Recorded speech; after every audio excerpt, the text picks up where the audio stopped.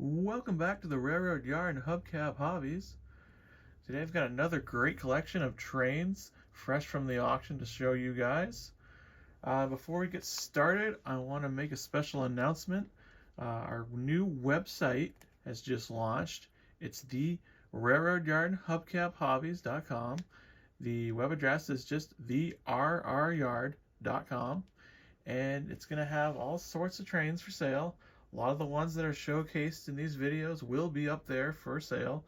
So if you see something you're interested, please go on there and check it out. It's going to do more. It's going to have more than just the store feature on it. It's also going to have announcements on train shows and other upcoming railroad events, as well as links to this YouTube channel with some of our featured videos and all that good stuff. So be sure and check that out.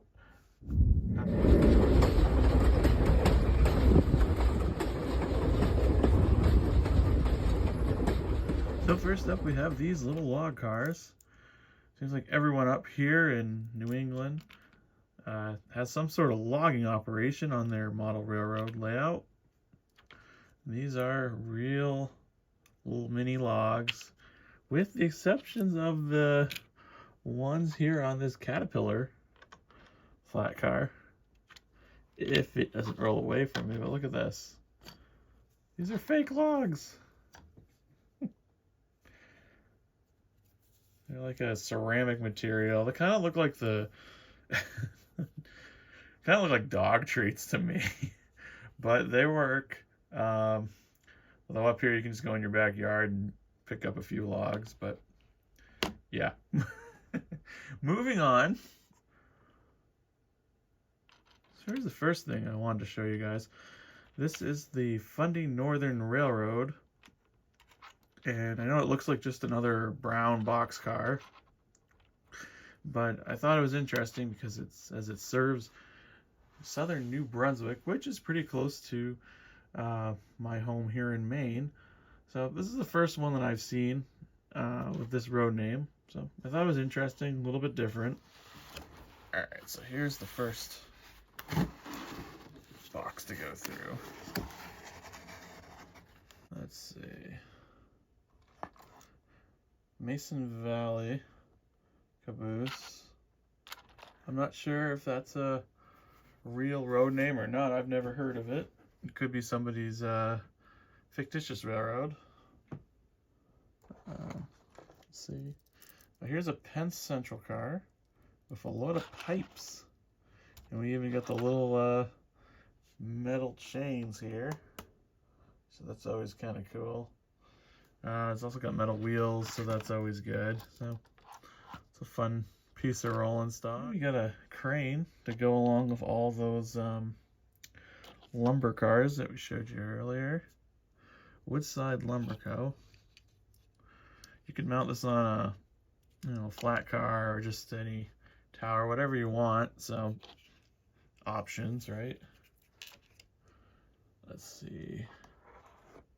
Oh, and this is really cool. This is a little critter, essentially, a little diesel locomotive. I think it's smaller than a 44-tonner. Kind of looks like one of the narrow gauge diesels that you'd see up here in Maine.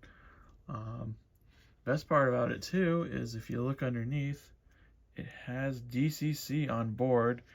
And this 3131, I know it's upside down. Number here, I assume that is your decoder number, so that's pretty cool. I'm guessing because it's in the box of all the logging cars that whoever owned it before me had a logging operation on their layout. So it'll be perfect for that, or maybe if you want to have a mining operation on your layout, this would be a great locomotive. So that, or you could even do a little tourist railroad. Totally up to you. Gives you a lot of options, but it makes it a lot of fun to have all those different possibilities. Let's see. This is a really, really nice L&N steam locomotive. And it's got the tender. Louisville, Nashville. Let's see, do I have that all in the shot? Now, I assume this steam locomotive has DCC as well. Let's see. What does it say here? It's going to have to be upside down. This is a Proto 2000 Heritage steam collection. It's got all these wires in the back, so I assume it has some digital features. We flip over the tender here. Looks like we got speakers in the back of it, so this is probably a sound-equipped locomotive. I assume it has DCC as well. So it's a really cool steam engine.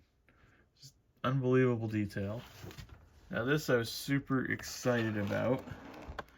This is an Athearn Pan Am boxcar. Now the story behind the logo, Guilford Transportation bought the rights to the Pan Am logo. Even though the airline had been gone for 10 plus years, it is still one of the most recognizable logos out there. So they bought the rights to it, and they rebranded Guilford into the Pan Am Railway, and that ran right here in my hometown of Waterville, Maine. So I used to see a lot of these, and I know I had a few of these Pan Am cars in my HO collection. I still do, even though I'm not running HO myself anymore. I still couldn't bear to part with them. But this is a beautiful boxcar. It's still numbered as an MEC, or Main Central car, which is kind of interesting that they kept that heritage name around. But this is a great car. Scale couplers, metal wheels, lots of detail. It's very accurate. So it's a great all-around car. Exacta rail, gondola, and this is the Amherst Belt Lines, which is down in Massachusetts. There we go. Exact thing. And that's pretty cool. In Amherst, they have the Amherst Model Railroad Club. They're the ones that put on the Springfield show every year. So that's pretty neat. We also have an Amherst refinery tank car. Hopefully you guys can see that well through all the protective plastic wrap. It's a nice modern chemical tanker. Now here's an interesting customized car. This is an Atlantic Close flat car with a scrap Western Maryland hopper car as the load. So somebody made that. That is not how it came out of the factory, but it's a pretty cool load to have. And like I said earlier, these will be on the Railroad Yards website. So if you're interested in purchasing any of them, go to the rryard.com and check out our online store. Let's see. Here we got a Union Pacific covered hopper, Walther's Ready to Run series. Those are always nice, well-made cars. We got a Walther's mainline Sioux line hopper, another nice box car with metal wheels. Speaking of the Amherst Railroad Hobby Show, here we got a commemorative car from it. This is an Exacta rail. And this is 45 years, the Railroad Hobby Show. So that's pretty neat. I'm not sure if that came out of the factory or if it was modified afterwards. It looks like that's from the factory that way. So that's a really nice car. If it was closer to Springfield, we just had it a couple months ago, I'd take that down there, but have to wait another 10 months for the next Springfield. However, they are having the large-scale train show this May. I'll try to put it up on the website, the official date and times for it. I'm going to try to make it to it. I'm not sure, 100% sure yet, but it's always a fun thing to go to. Here we've got a TTX. I think these are called the Front Runner. I think I got a couple of these in in this box here. Yep, here's another one. Yeah, trailer train. So if you want to do an intermodal scene or industry, these are great for modern layouts, and they look cool. Let's see. Rutland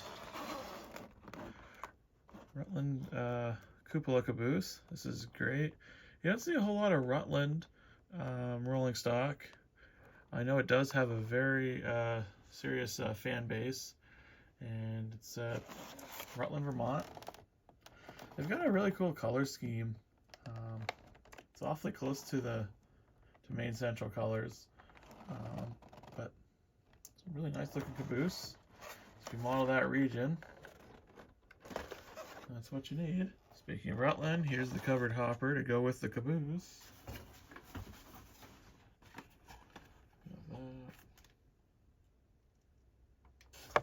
Author's Gold Line upside down in the box.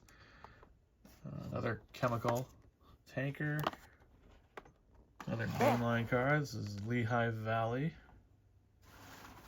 Boxcar. Here's a CSX. Covered hopper.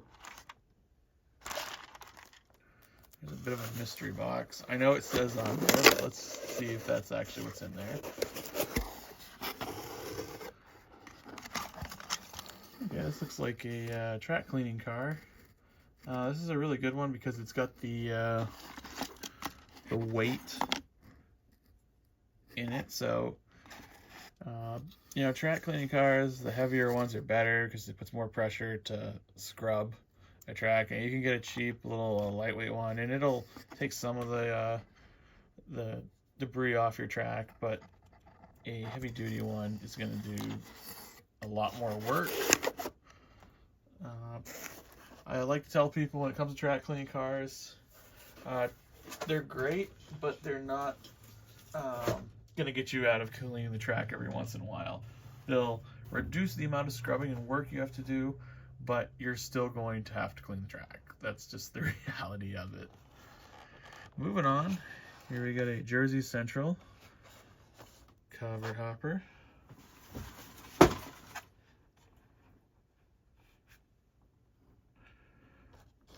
Here's something I've never seen before.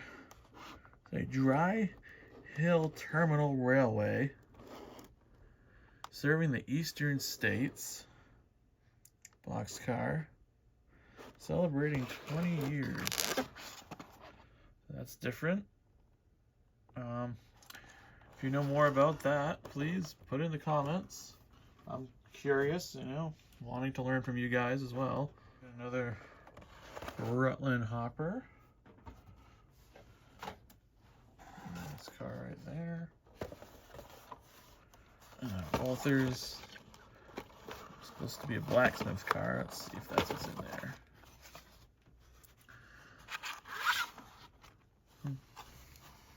Let's see. This is a kit that looks like it was started but not finished. It's more like a crane car, but I don't see a boom. No, maybe it is a blacksmith car. Main Central. Okay, it's supposed to be a bulkhead flat car.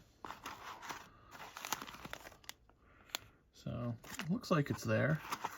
It's not a nice, pretty straightforward kit to build. Yep, here's the ends of the bulkhead. So, it's great, again, if you're running a lumber operation in your layout. It's a great car to have.